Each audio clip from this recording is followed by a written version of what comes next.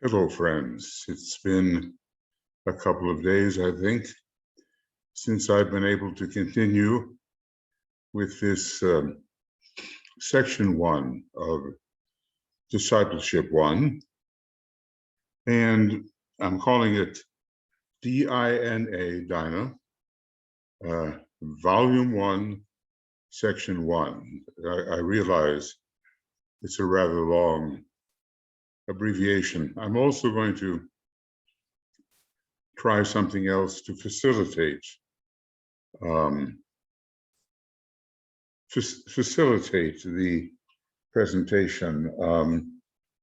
I've been doing a lot of leaning forward and putting things in different colors and all of that, but I think it may be hampering the flow of what I'm trying to present, and it certainly is not the greatest effect upon my back at the moment.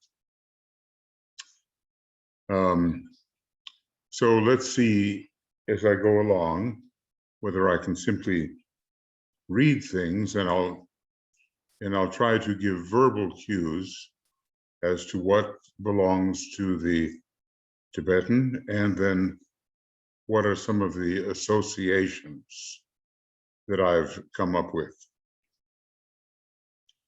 So this is program number, well, I guess it's program number 3. I think so.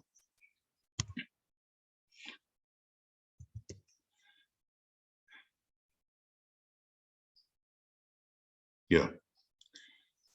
And let's see if it flows more easily. Now, we've just been through Alice Bailey's introduction to this book and its great value. And we've learned something about who the disciples were, who were gathered by the Tibetan into various groups of 9. And then he wrote instructions for these various groups, but never completed entirely. I think he had to stop with the political group number 5. But from all the other things he has written, we can gather plenty about how the groups must function. And in the discipleship book, there are plenty of indications about these groups. So we've come to the point where we're dealing with talks to disciples. And today, excuse me, is the 3rd of July. Big day coming up for the United States and for all of its challenges. But it must be a country with its second-rate soul that is intended to be much used by the Christ. When he reappears, my guess would be it can't be any sooner than about 100 years, but we are not supposed to be in that category where we say, low here, low there, the way some have done. So the next little section, just to be complete, I will read what's called here the Great Invocations. And the year in which they were given forth is significant, 1935 here for the first, and that was near the climaxing of some goodwill work which was intended,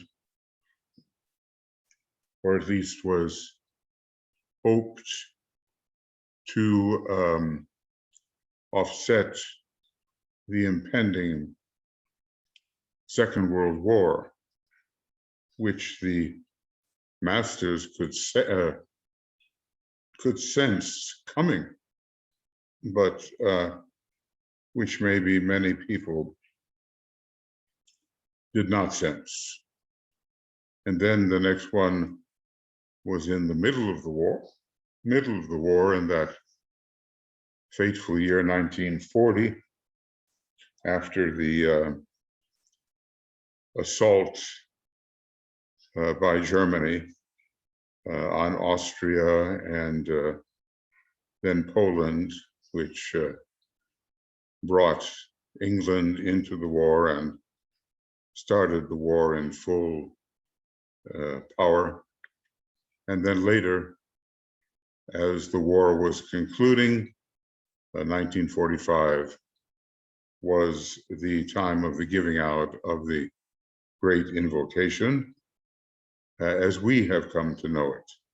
It's really the third section of the Great Invocation. And by the way, I've set all of these invocations to music. So if you are interested in having the music, I can send it to you. So Great Invocation number 1. Let the forces of light bring illumination to mankind.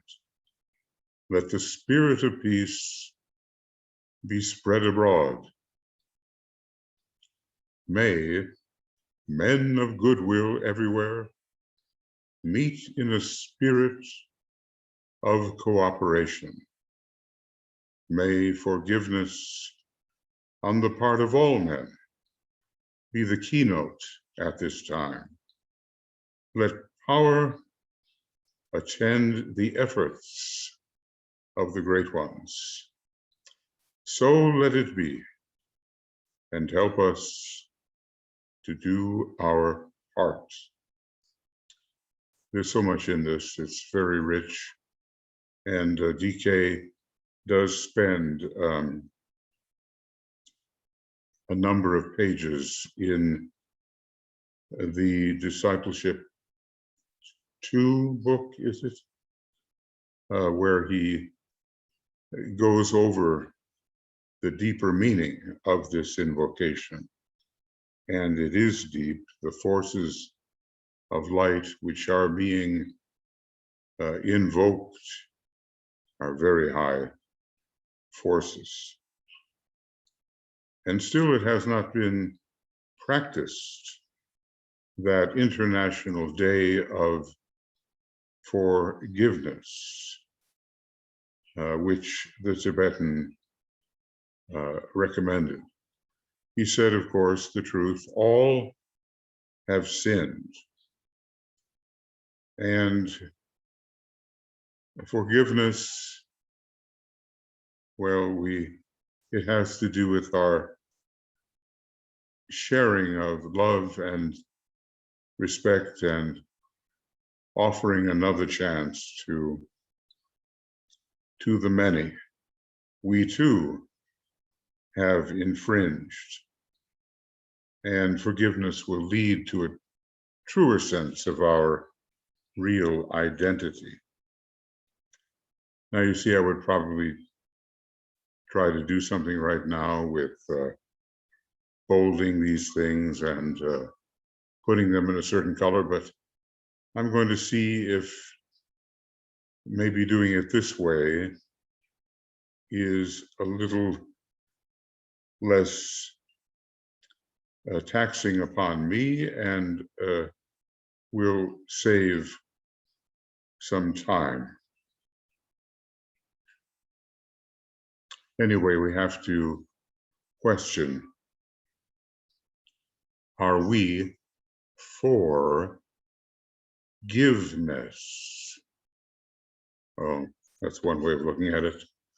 Are we a forgiving person. Actually, the sin is the result of ignorance.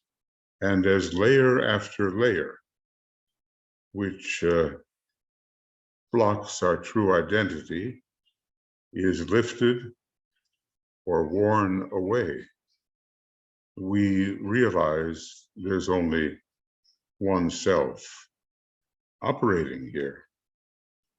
And to forgive others is to forgive ourselves. And it clears the way, because you know how it is when you hold some kind of revenge in your heart or mind, it blocks you as well as the other person. It's a form of obstruction. It's also a form of attachment. So in the Aquarian age, we anticipate that the meaning of this first great invocation will be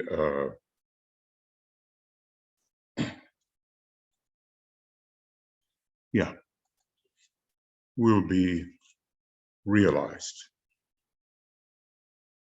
So much of what we're doing now is in seed form. We have to plant the seeds, you know, and interestingly, Aries is one of those signs that brings in the new age, and it does that by planting the seeds of what must eventuate. Humanity is thus far in a very ignorant state by and large. And some who have less incarnational experience are really wandering deeply in the depths of ignorance. So there is much work to do. And this calls upon one of those extraplanetary beings, the spirit of peace. And this being is a great second ray being surrounding the Christ, along with the avatar of synthesis and the Buddha representing the third ray through his monadic ray. Well, we'll get to that point where he discusses the power of this particular mantra. Of course, unfortunately, it didn't work. Not enough disciples adhered to its potential or took it seriously enough, and the war did precipitate, sadly, for humanity during those periods. And I suppose many of us, one way or another, were in that war, and maybe even have memories of it. It was somehow a symbol of how inhumane certain members of the human race can be to others. It's been called ineffable, which is a word that signifies almost beyond understanding. And it has, well, in the last analysis, perhaps the results could be thought of as good coming out of evil. But we hopefully have learned our lesson about that kind of war. humanity is a fourth ray, struggling, fighting kingdom. You just open the television and it's just filled with combat, and the movies are filled with combat, and we wonder why it has to be. But the higher part of the fourth ray, which is the harmony part, has not yet taken over in the behavior of humanity, though it will. Now here, the second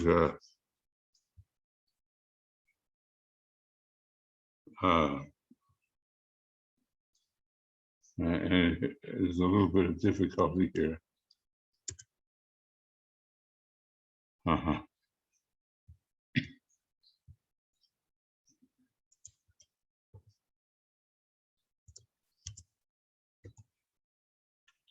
Oh my, I just have to learn how to spell, right? And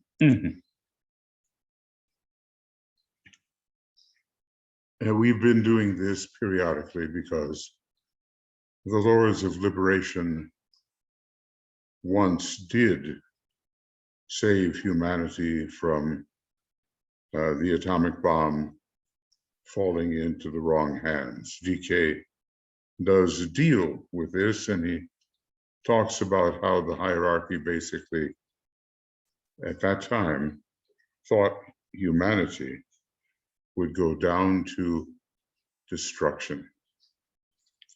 But there was an intervention by these great lords, and I think it should be a plural. Sometimes we see it in the plural. Let the Lord of Liberation, lords would be the plural, and Lord the singular. So I'm going to read it as if the plural is correct. And this was really given in 1940 for a kind of turning of the tide, which happened in late 1942 and early 1943. That is the time that esoterically, as the sun moved northward, we are told that the war had been won by those who represented the forces of light. Of course, it had to be worked out drastically on the physical plane, and many more people died, and it was agonizing. But esoterically, because of the efforts of the Lords of Liberation, that was a turning point when hierarchy could be assured that humanity would not go down to defeat.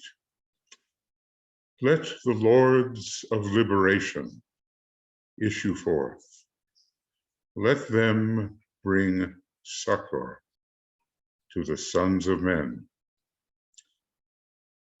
And there are three of these Lords of Liberation, we know. Liberty, equality, fraternity are names by which they may be partially identified.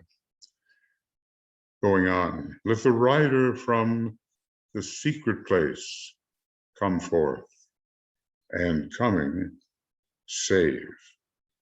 Come forth, O mighty one. Let the souls of men awaken to the light, and may they stand with massed intent. Let the fiat of the Lord go forth. The end of woe has come. Come forth, O mighty one. The hour of service of the saving force has now arrived. Let it be spread abroad, O mighty one.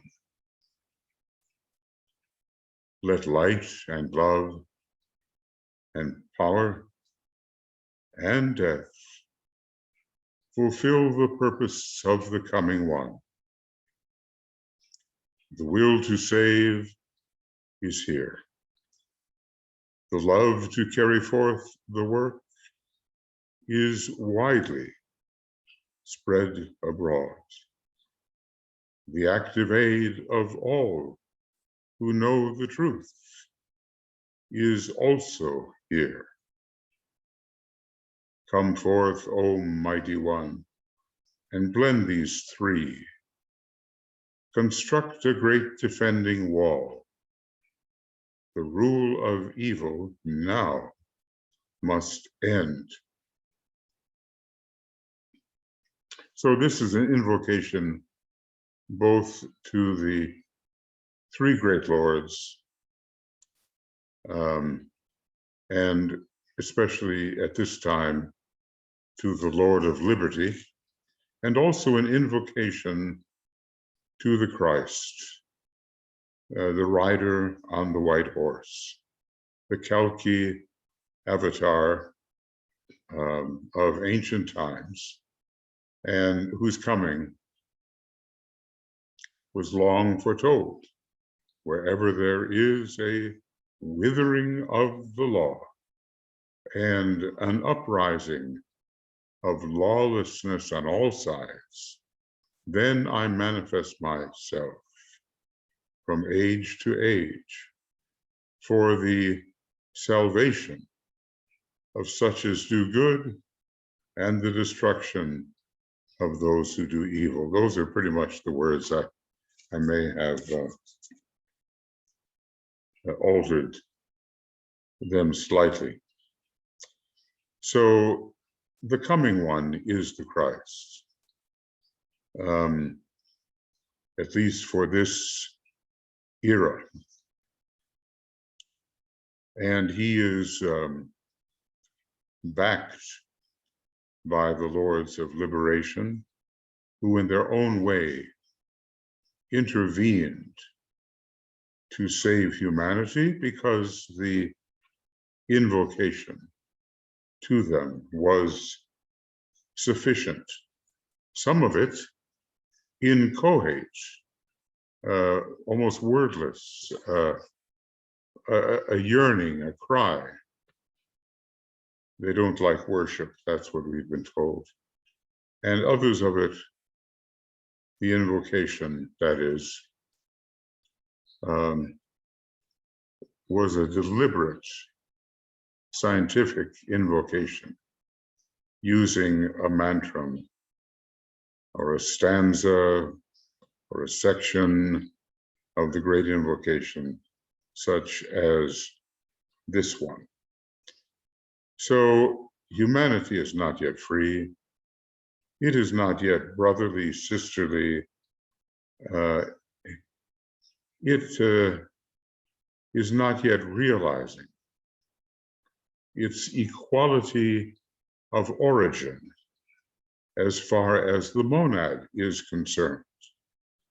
The monads come forth with rather identical potentials, but then the monad projects itself into the lower worlds, and the whole question of how is the will used, how is progress attained, these become very seminal questions that we all must answer. We are where we are because of what we have thought and felt and done. And one day we will see that sequence of lives filled with mistakes and also with correct doing that have put us on a certain rung of the ladder of spirituality. The time is not yet for that, but it will come. And as I have mentioned before, the idea of death is the death of huge, massive thought forms which hold man in illusion. Of course, the normal death of the personality seems to be accelerated at this time with epidemics, pandemics, and general maltreatment of men and women to each other. But death in whatever form will help to fulfill the purpose of the coming one, which is to bring in an entirely new civilization where many human beings move into the fifth kingdom of nature. They become aspirants, and eventually they become true aspirants. That is, having taken the first initiation.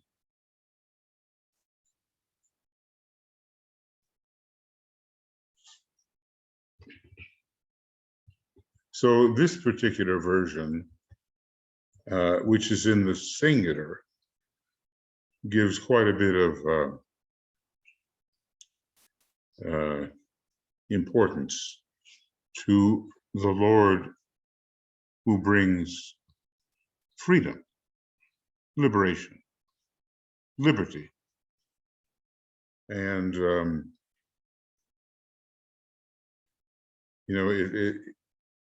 both are being invoked for the welfare of humanity. And inevitably, since humanity is the macrocosm of the lower kingdoms, invoked for the sake of the planet as well.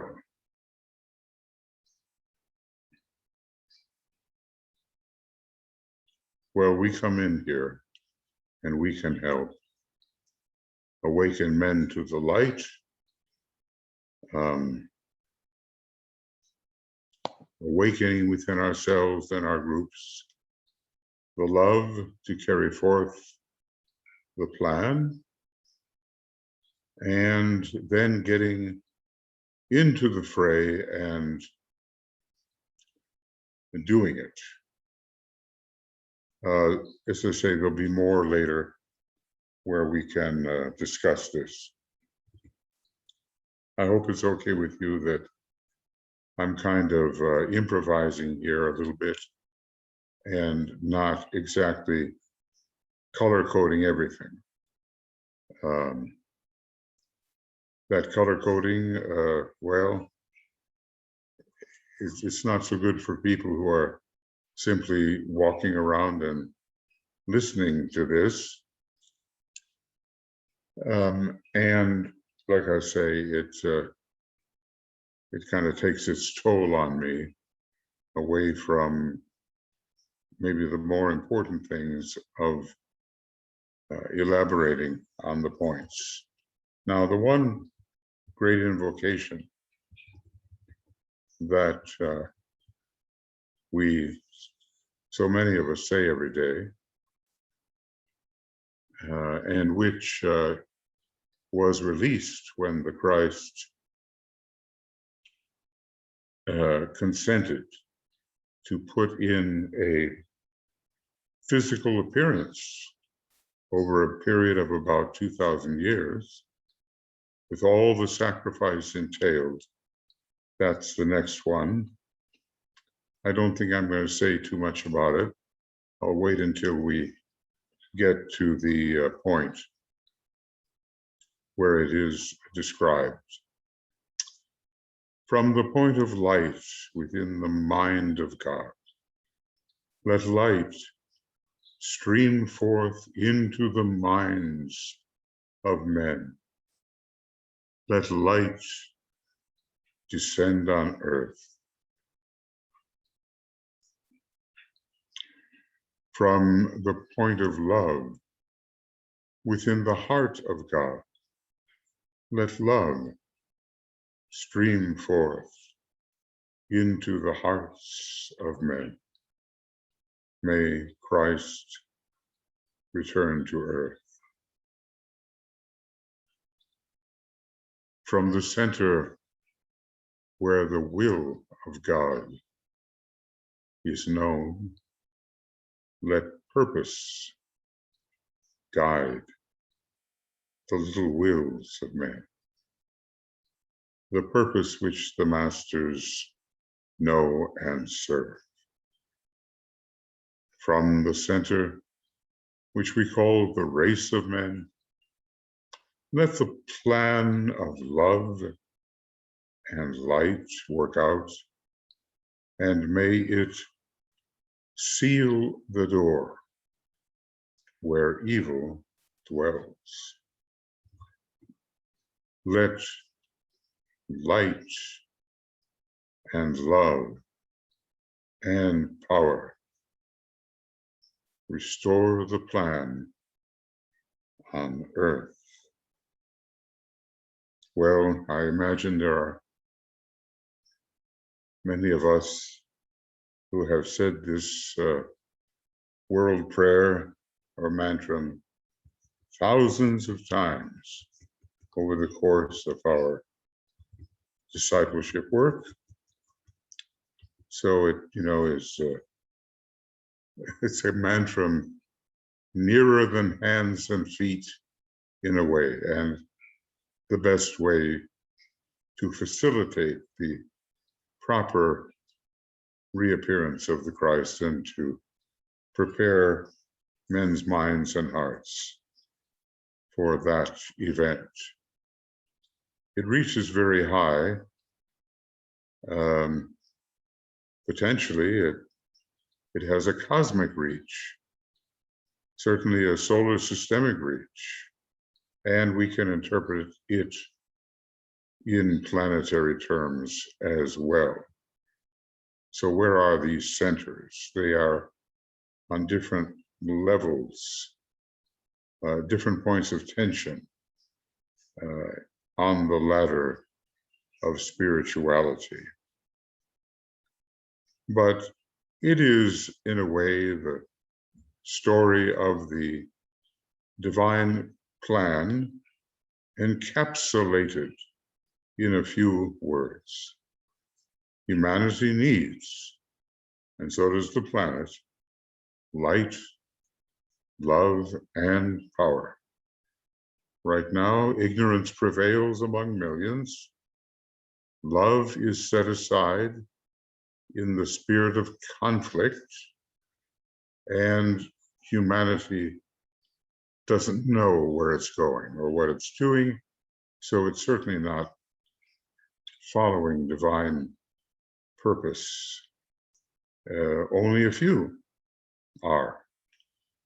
Maybe some men and women of goodwill who follow the purpose unconsciously, and then members of the new group of world servers who have a kind of intuition about what purpose may be, what the purpose may be, and the esotericists among those world servers who are much closer to understanding what the purpose may be.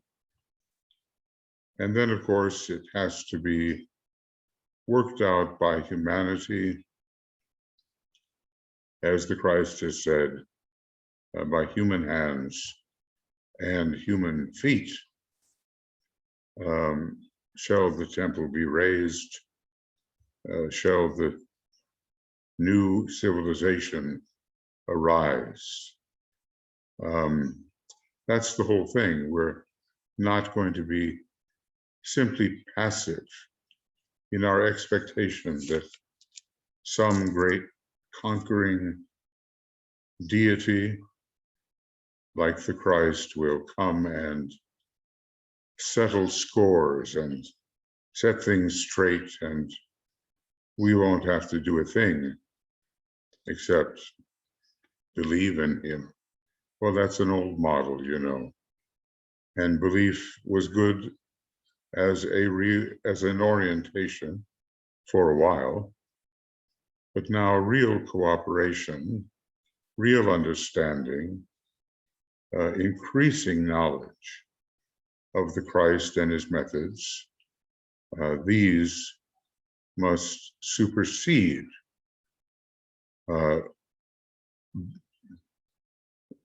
only belief, that which is only belief. There's still millions who believe that belief is enough. But Aquarius is a very mental sign, and the age of Aquarius, bringing in the fifth ray transmitted through Aquarius, will give a chance for the development of the mind that has not been seen before. So knowledge and wisdom and real mental understanding will be the keynotes of the new age. And we will no longer be able to fall back on the old trope, I am a believer, so I will be saved. Whatever being saved really means. Probably people's imagination fails there, but the ageless wisdom has talked about devachan and various heaven worlds on the higher astral plane, and especially on the mental plane, where faculty is being prepared for the next incarnation. And yes, the time is available and wishes are fulfilled. And nevertheless, DK tells us that kind of salvation is really a very high level illusion. So what really is salvation? And I think it has to do with being a channel for the divine plan, just like the three great lords in hierarchy are channels for the divine plan. The Manu, the Bodhisattva, and the Mahachohan. And when we are in that stream solidly, because we have overcome many temptations, then esoterically we are saved. We are set apart for holy purposes. We are made sacred, and through initiation, we eventually become a sacred human being. Maybe a sacred human being is a master, just the way a sacred planet is one who has taken the logos of that planet has taken a particular type of fifth initiation. Well, many are the details about the greater paths that lie ahead of us. And if we can only offer them to humanity, we will have inspired many. Now, we are told that the hierarchy works through groups, it works through inspiration. So if we become inspiring on behalf of the ageless wisdom, we are really doing something that's helping humanity and the lower kingdoms and ultimately the planet, which is so very important, our planet, to help our solar logos take its fifth initiation, which implies a kind of sacredness for our solar logos, one that has not yet been achieved, but let us say the probability is that the star Sirius and its logos are much closer to that type of complete sacredness.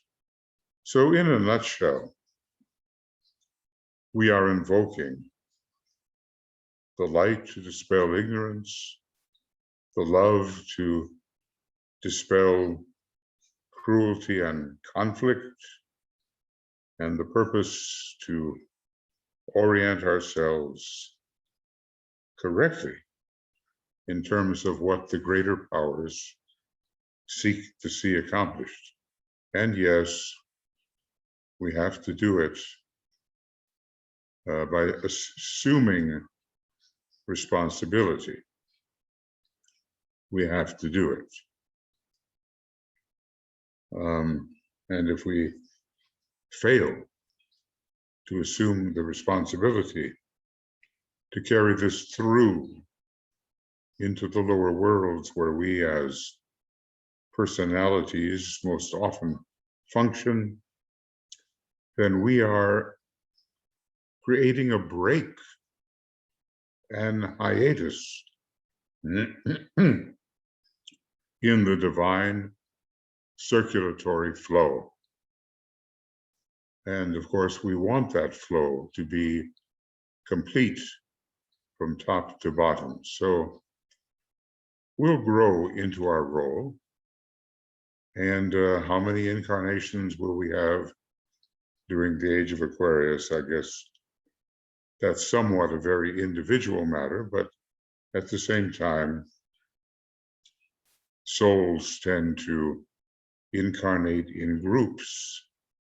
So we may be coming in with particular groups in which we hold membership. Right now, there's a great flood of second-ray souls, and they have to offset the type of sixth ray, which has prevailed for centuries. Okay, well, one could go on here, and DK will suggest how we are to think of these three great mantras or words of power. And we'll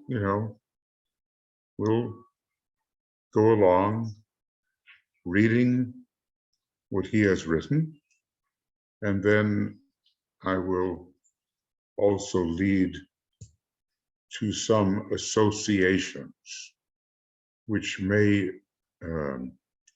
prove to be light inducing. Okay.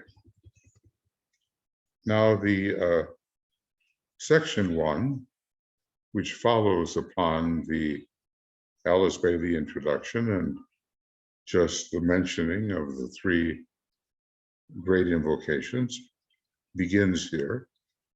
We're still, in program number 3. I'm trying a little experiment here to make the words more spontaneous and not get caught up in the mechanics of underlining, inserting, coloring, etc. Although it may look like more has been done, once you have one of those colored texts, I'm not sure really that more has been done. So let's just see how we go. This is called Talks to Disciples. And now we're into the real pages and not the lower capitalized Roman numeral pages of the introduction. So, he gives lots of individual instruction. And as I have said, a group of researchers, maybe 4 or 5 of them, associated with the Moria Federation and the University of the Seven Rays, are busy learning more about who these people were, what was their astrology. That would be another angle of understanding what the Tibetans said to them and why. And I think a lot of accuracy is emerging, including the rectification of charts that we already possess for these people. It was quite a generous thing on their part. Here are these semi-private instructions read by the group members in the groups in which each person held membership.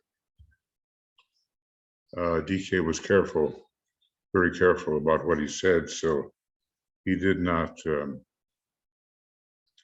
or he tried not to distract the mind of the reader away from essentials. And maybe there are some ellipses there where either by the choice of the editors or the choice of the people to whom the letters were written, these ellipses represented extracted sections which were not for the general public. Of course, it's human nature always to say, what's missing? What's missing must be pure gold.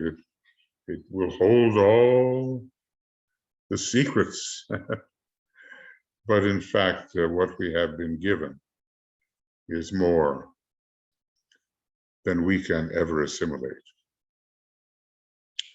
So largely when I continue reading the Tibetan, I'll say, going on. And if I stop for commentary, I will do so, but then I'll say, going on. And that means we continue reading what the Tibetan has written. So these are, this section 1 involves talks to all the disciples, not just to individual groups and so forth. The Tibetan addresses these people, some of whom are accepted disciples, and some of whom are not yet quite, as my brothers. And he often signs himself as your friend, my brother and my friend, and so forth. Watch carefully how he addresses each disciple, because there is a distinctiveness, a revelatory distinctiveness in how this works. It is, he says, of importance that you realize that today something new is happening. Now, that doesn't mean that it's not happening now. This may have been in the year 1931 approximately, but that's a very short span of time, that approximately 90 years which has passed, compared to the millennia, the millions of years which have already gone into human development. Something new is happening. And you know how the new is. It always piques us because there's something about the spirit that wants to engage with the new, because every time we engage with the new, we're closer to returning to our full spiritual stature of monad and beyond. Going on then, there is the emergence of a new kingdom in nature. The fifth kingdom, this is the kingdom of God on earth, or the kingdom of souls. So let me say it's a state of mind. This emergence of the fifth kingdom is just as important to all of us, maybe more so, than when we were animal man and found entry into a new eventually self-conscious kingdom, the fourth kingdom of humanity. So we have coming up now a new experience with a new kingdom, being then a recognized soul functioning as an extension of the soul within the personality. Going on, it is precipitating on earth and will be composed of those who are becoming group conscious and who can work in group formation. Well, let me say that Aquarius is a group sign. It has to do with group creativity, group invention, group realization. The age of Aquarius demands the focus upon the group. And if we focus properly, our whole identity begins to change.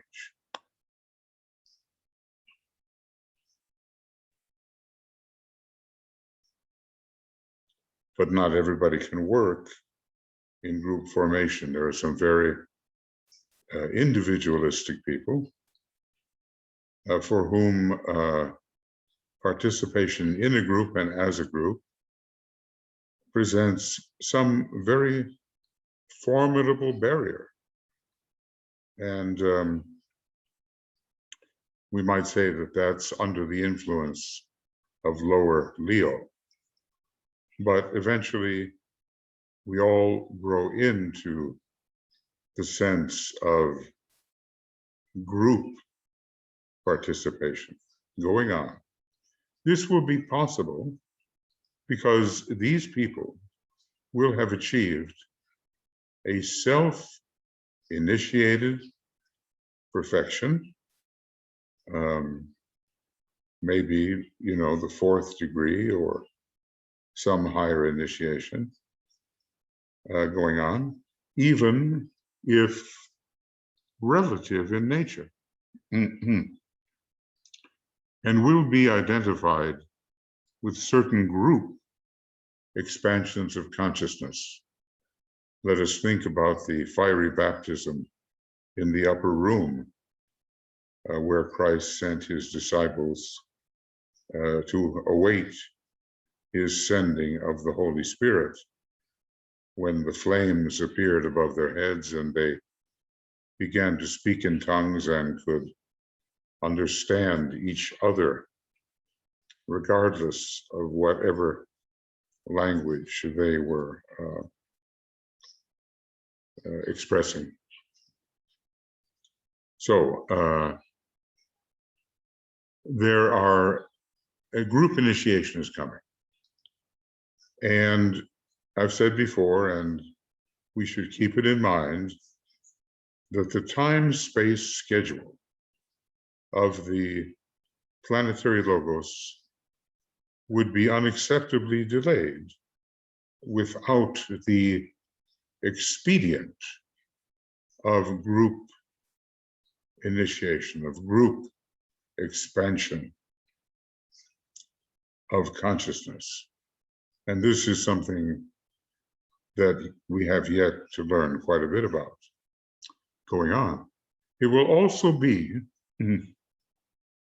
possible. It will also be because they have arrived at love of their fellow men. Let me say it's quite a trip to get there. We can talk about the will to love, but true love is a different thing. We can learn more and more about it. The Christ among our humanity is the great exemplar of true love, and we know how far we are from the kind of love that is radiating through the Christ.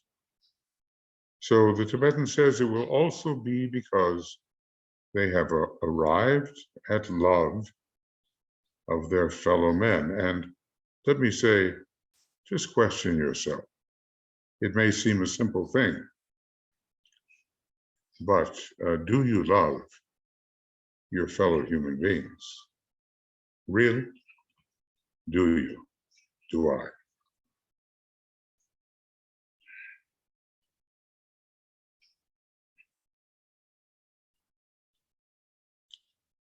It is a question.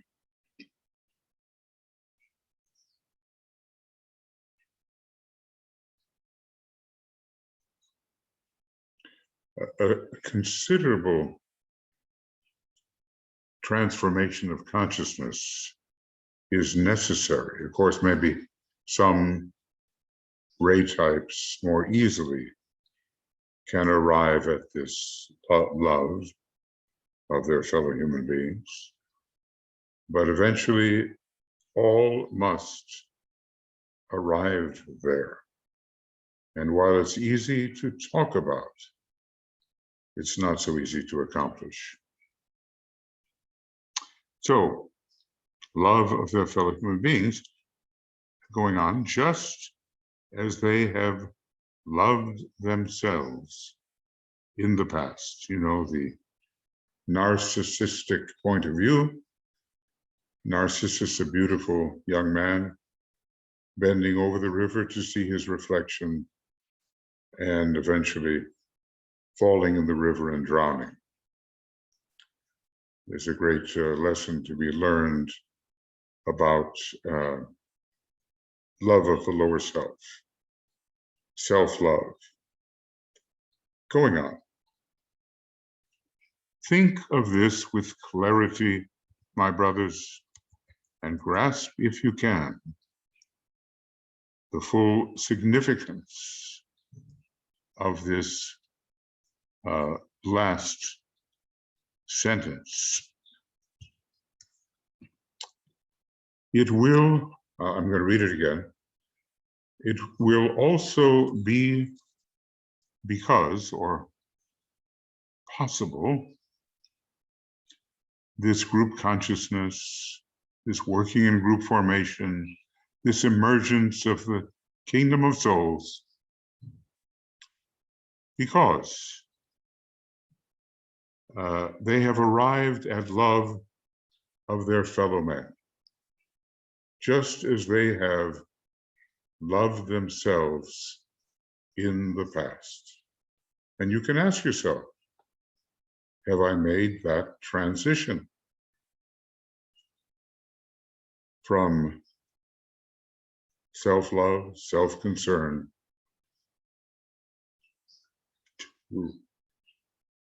to group love, group concern, and eventually concern for all of humanity, lovers of humanity. So let us realize that while we can talk about this, proving it to ourselves that we truly love our fellow human beings is another matter.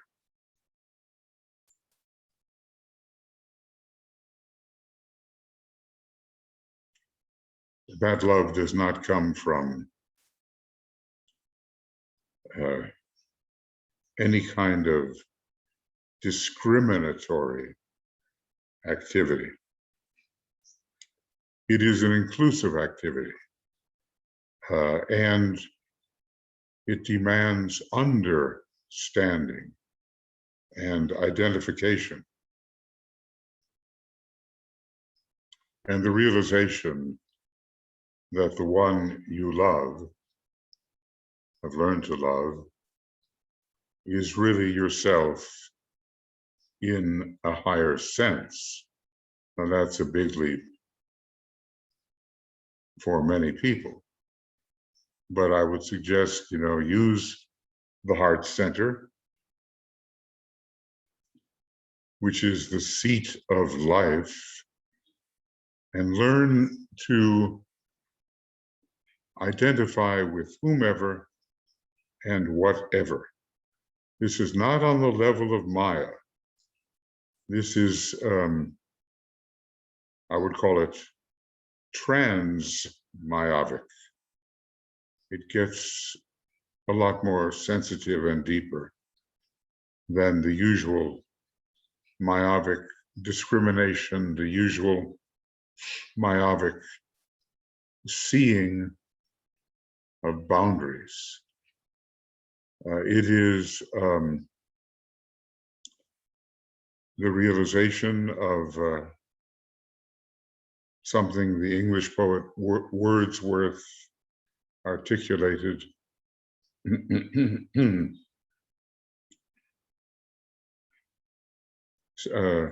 something far more deeply interfused.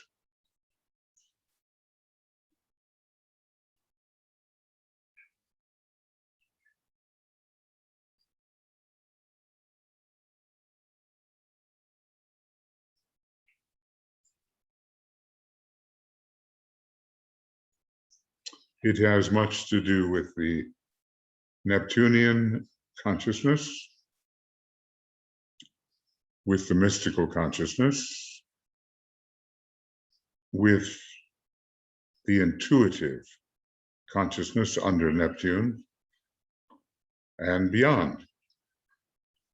Neptune is one of those planets that operates on quite a few levels: astral, within the synthesis petals of the egoic lotus, within the intuitional stratum of the triad, within the range of the monad, and finally applies to the cosmic astral plane, where it is a kind of a symbol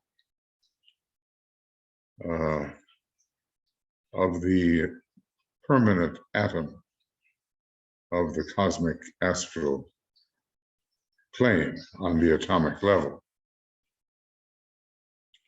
It's one of the most highly developed planets, and it is mysterious, as DK has told us, that it hardly belongs to our solar system at all.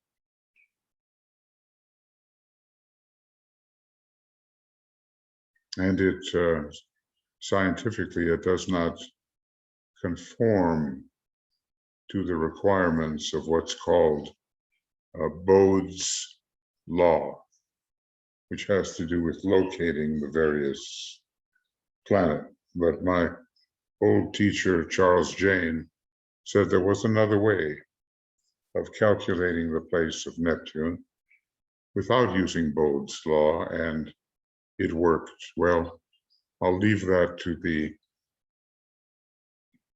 mathematically inclined astrologers. So think with clarity, brothers, and grasp, if you can, how the kingdom of God is precipitating on earth. We have to be careful not to materialize that kingdom. It has to do with the state of mind, a state of heart.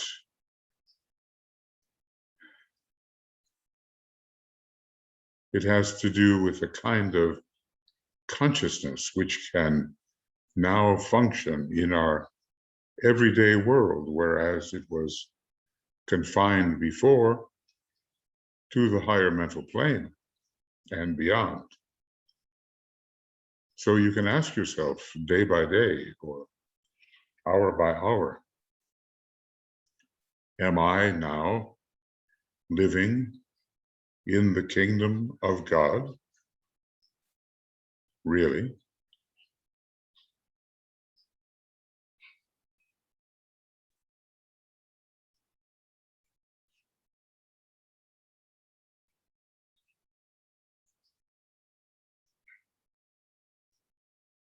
Or am I caught in some kind of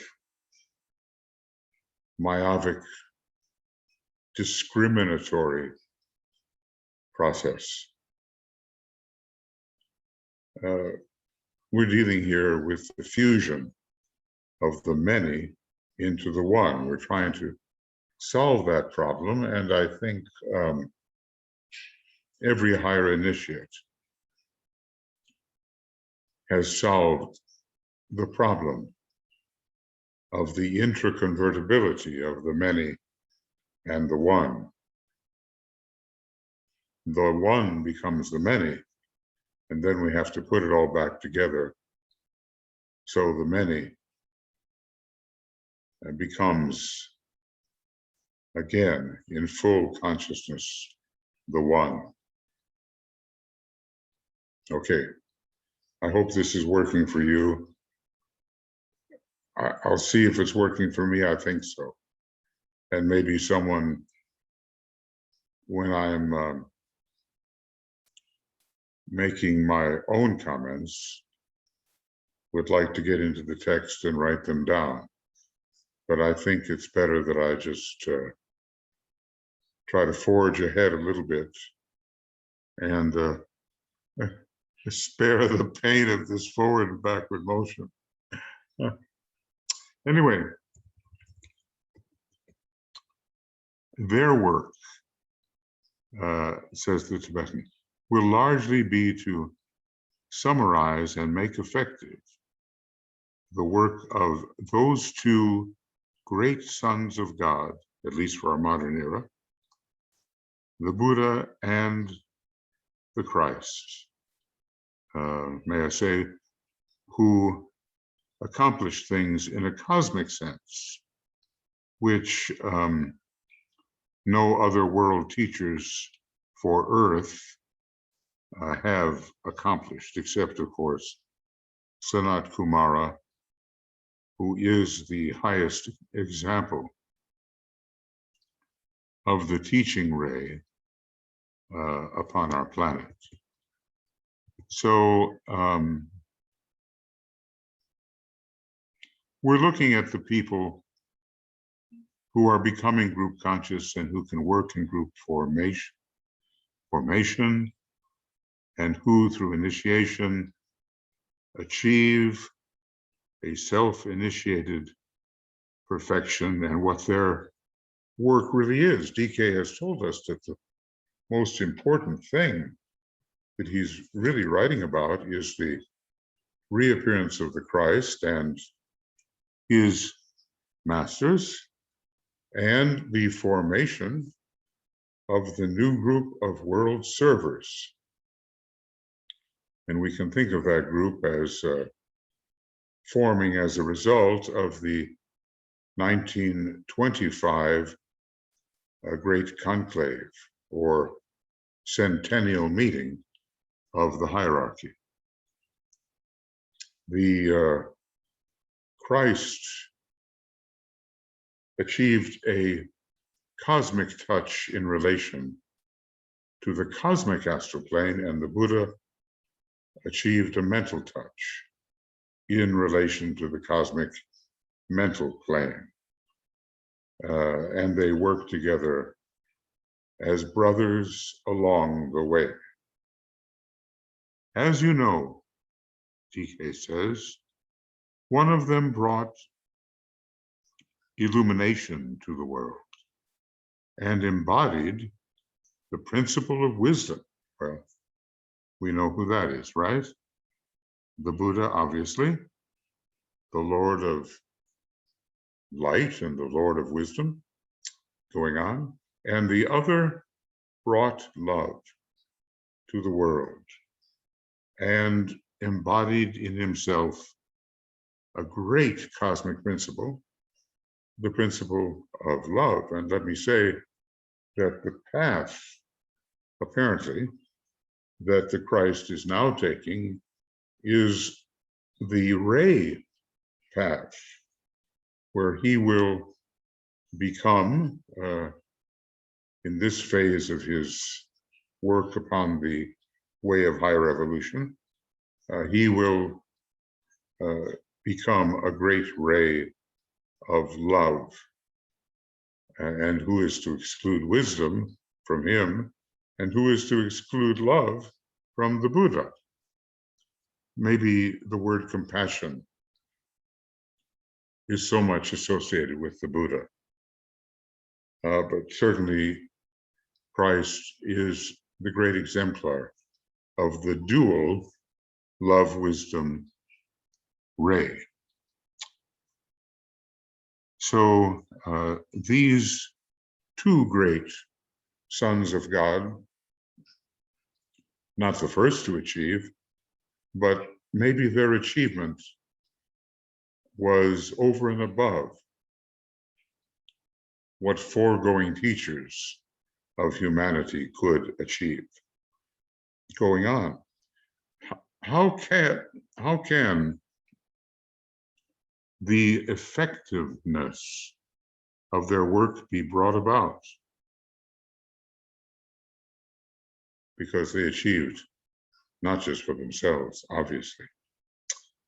And DK says the process will follow three lines. And I'll try to get this going.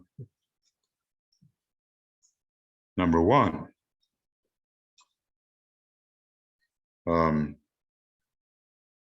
how can the effectiveness of their work among the sons and daughters of men be brought to fruition? So number one, individual effort made by the individual disciple using the technique of detachment, dispassion, and of discrimination, which the Buddha taught. And I somehow would like to add the idea of decentralization. So the Buddha, in his last sermon, asked us to be strenuous and full of effort to overcome the usual human containment, the usual human imprisonment, to achieve freedom, in other words. So, reading it again, individual effort made by the individual disciple.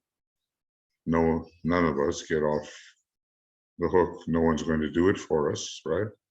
Going on, using the technique of detachment.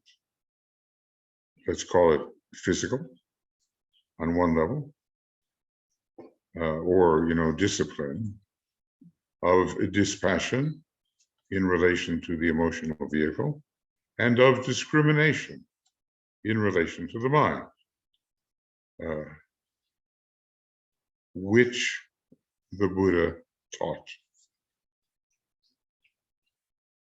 It must have been no easy thing to be a chela of the Buddha and to go from place to place with him, listening, watching, helping. He was a disciplinarian, and there was much of the first sub-ray of the second ray in his approach.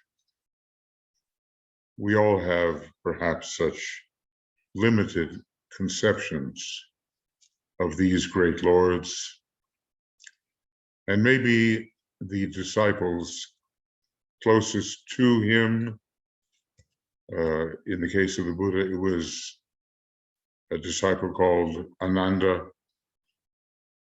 Maybe they knew more and could see more closely the full quality of their exemplar, but not all.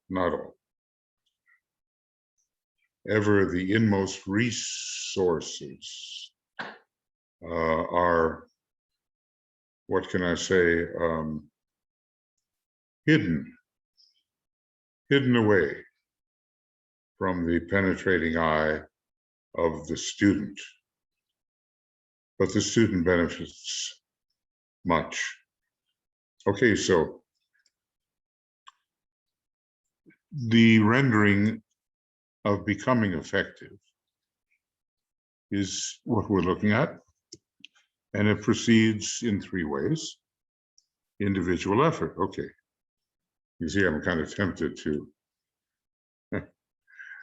write and highlight and bold and color and all that, but I'm trying an experiment here, and I think the experiment will allow me to, if all goes well, get the material to you more rapidly, much more rapidly, really, than otherwise would be the case.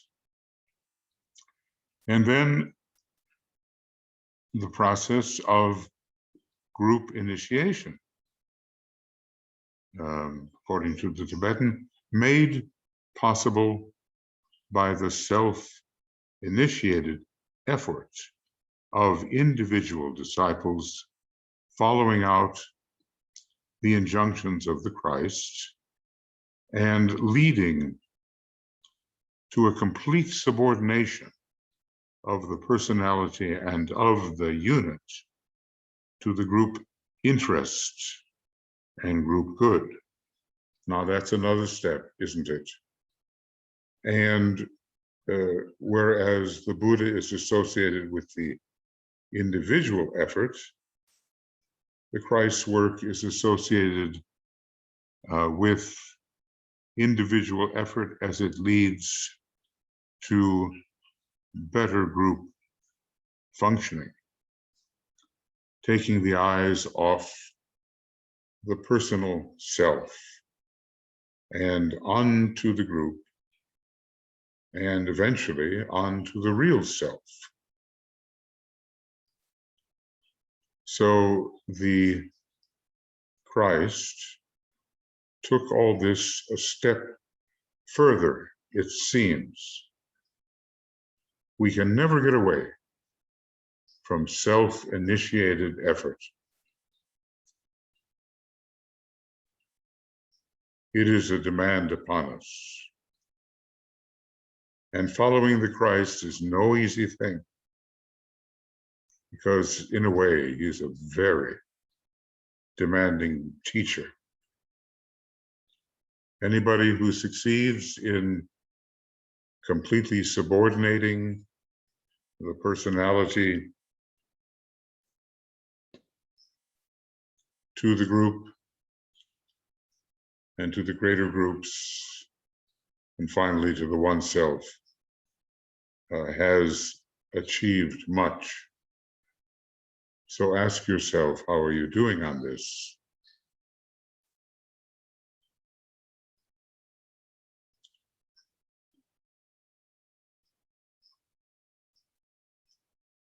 Is your default position favoring yourself as a personality, or does it more frequently favor the welfare of the group?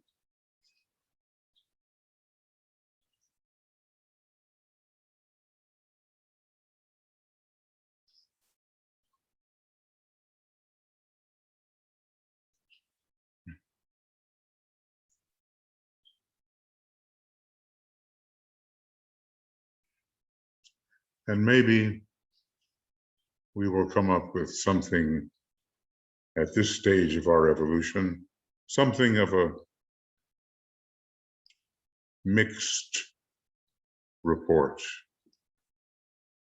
as we still have far to go before group consciousness is completely established within our consciousness.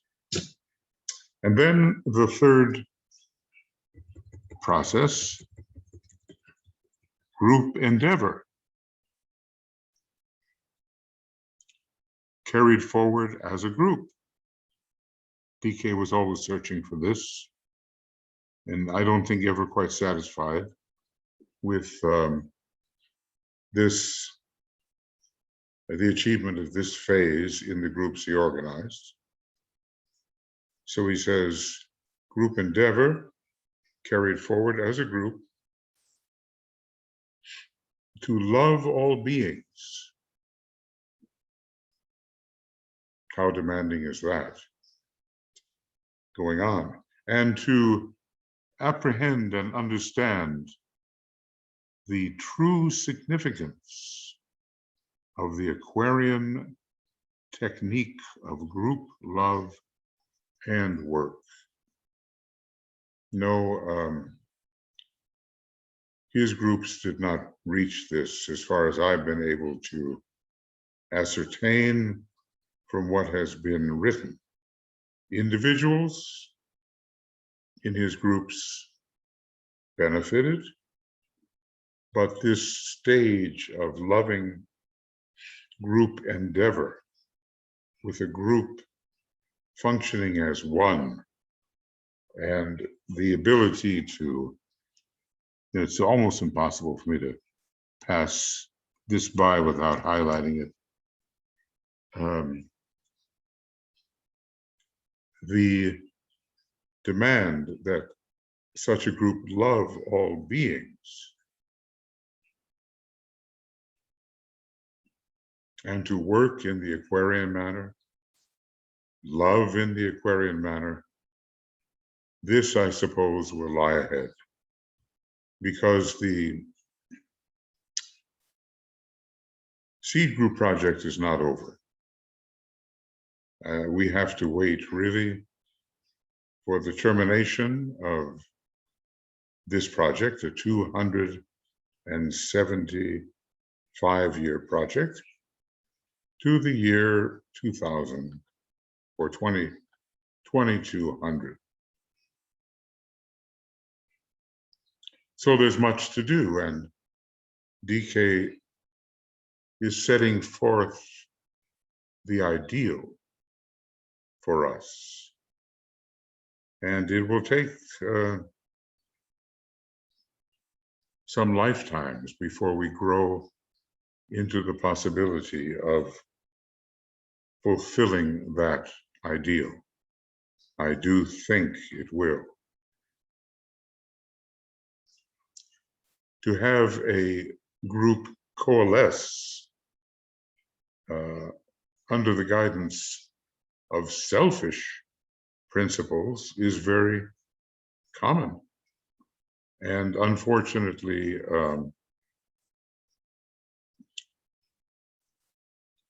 seems to be growing in certain high places. And that's where the battle is, because the lodge of darkness or of form will naturally encourage those who can achieve a selfish coalescence, not a coalescence based upon group love and respect and upliftment of many people now considered undesirable by the selfish groups. He did warn us, you know, that whereas we might have selfish individuals at the moment, the possibility of a selfish group arising was always there. And it would be a much more intractable situation than to deal with selfish individuals. Now,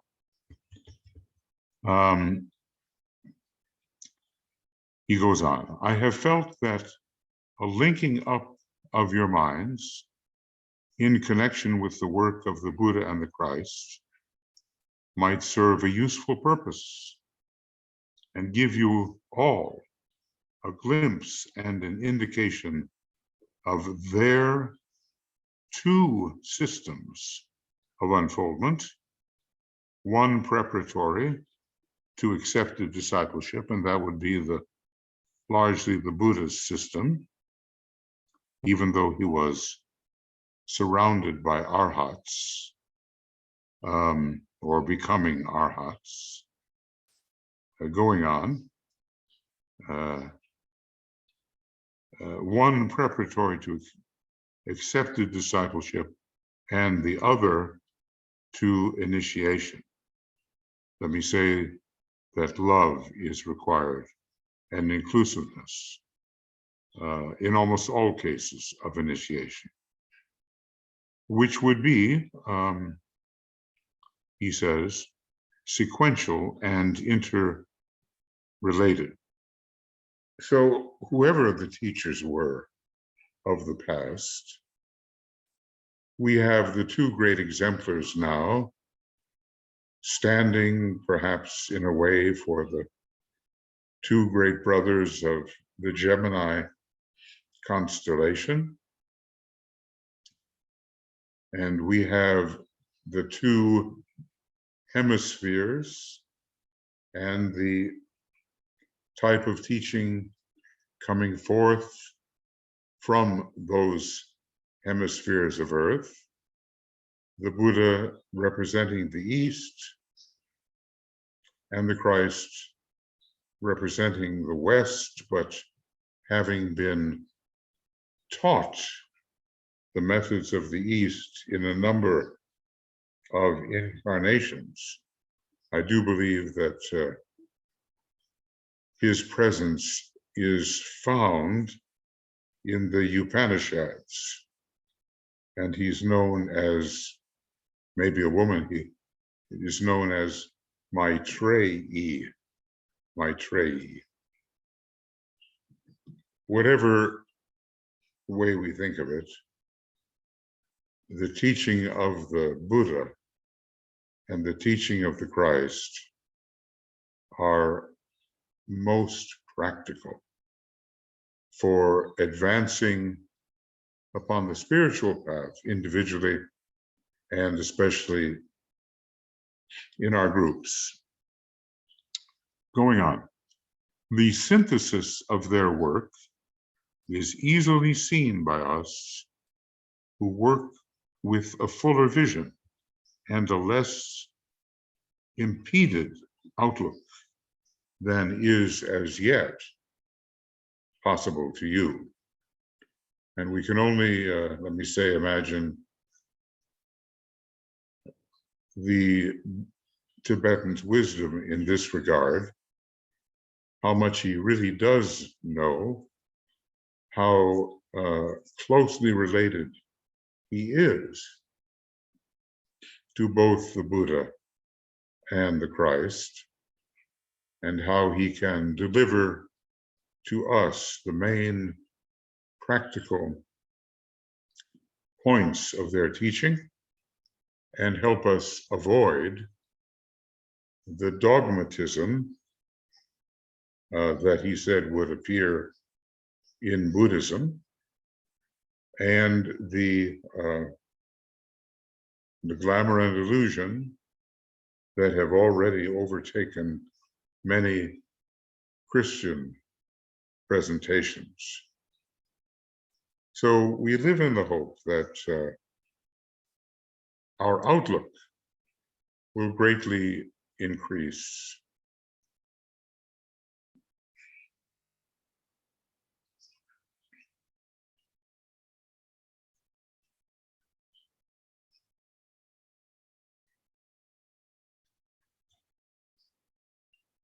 And that rather than think about the careers of these great sons of God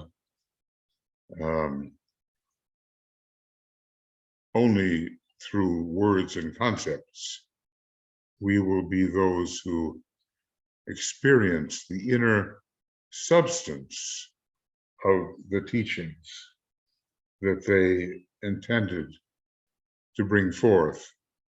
Now, there are some people who follow Buddhism and who never will get into what the Christ offered. There are some people who follow, they think, what the Christ offered, and they will never get into Buddhism.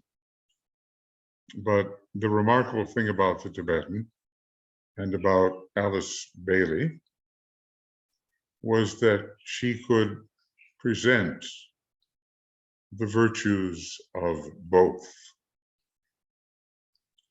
And that when we study the Tibetan's material, we're never separating in any essential way the value of Buddhism and the value of the Christ's teaching.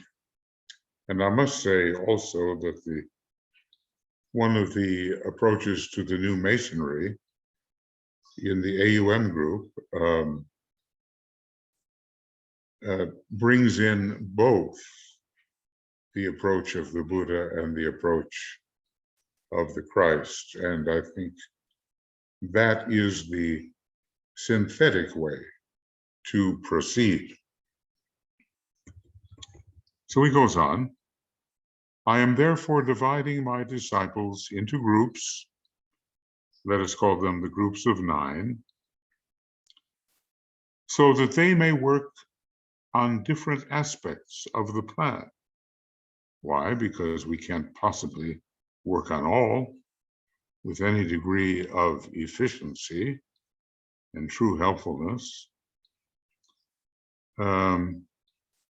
so that they may work on different aspects of the plan and also laying the ground for group work, which will greatly help the individual, but which will also, above everything else, forward the work of the new age. Let me say that is group work. The individual, yes, will be helped, but that's not the main point. And although many individuals were helped by the group experience with DK and the instructions from him, both personal and group instructions, the main point perhaps was never achieved, which is that dynamic, loving group working as one in service. It is, going on then, it is therefore my intention to write a little in detail in connection with these groups. He may consider it just a little writing, but for us it can be quite overwhelming. Going on. My time is very limited, and I shall have to put a great deal of information into these talks and into any individual instructions which I may be led to give, probably at widely separated intervals to my disciples. Turns out that every 6 months was the original rhythm, but then during the war it did slow down. Going on. I am not basically writing for any of you at all, but in order to lay the foundation for the group work to be done in the world during the coming years.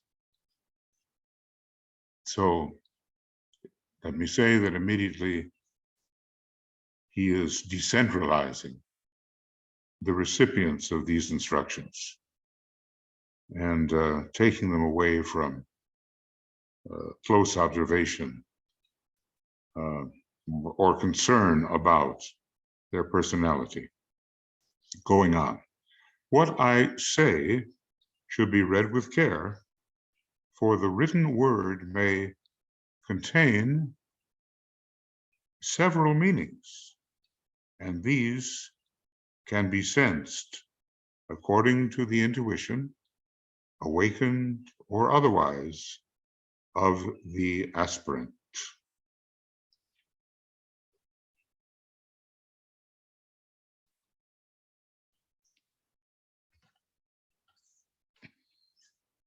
So, friends, I think that's about as far as I can go tonight.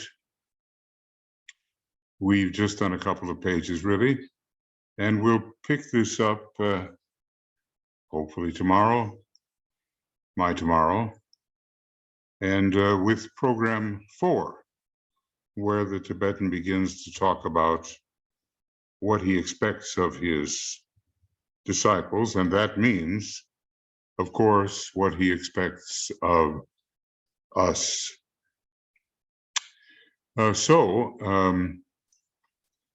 And as you know, I'm trying a new method, okay,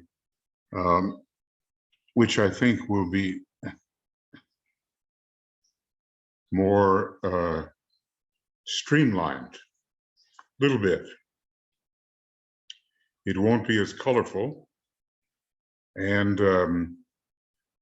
the comments that I make between what the Tibetan is saying will be not written down, but they will be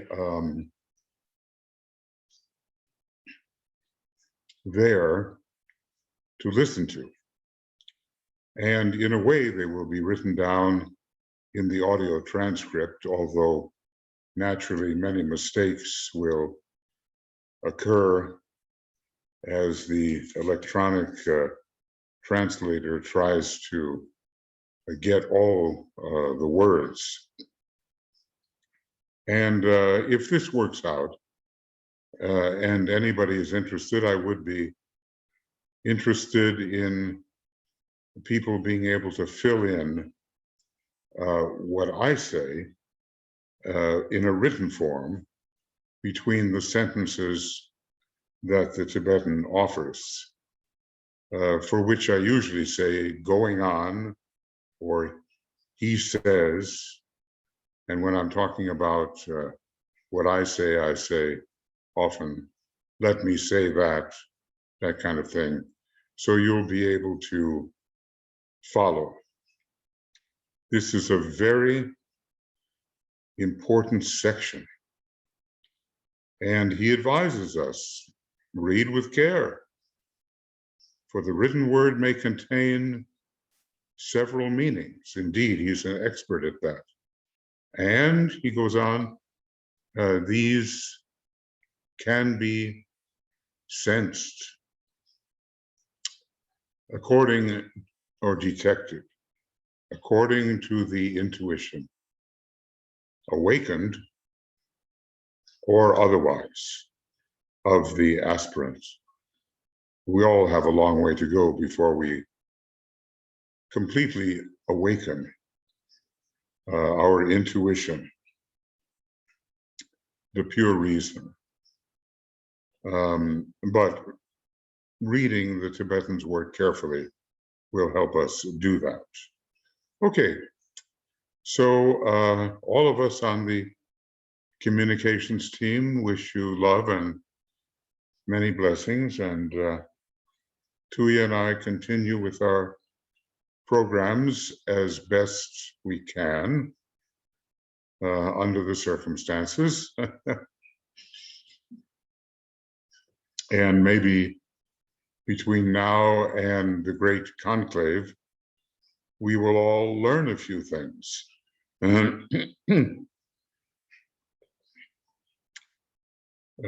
To build a platform for the coming third dispensation of the Tibetans' intended series of bridging treatises, bridging towards the knowledge of the New Age. So we'll be seeing you soon, and study hard, meditate deeply, and serve the best you can in whatever way seems most indicated to you. Bye-bye.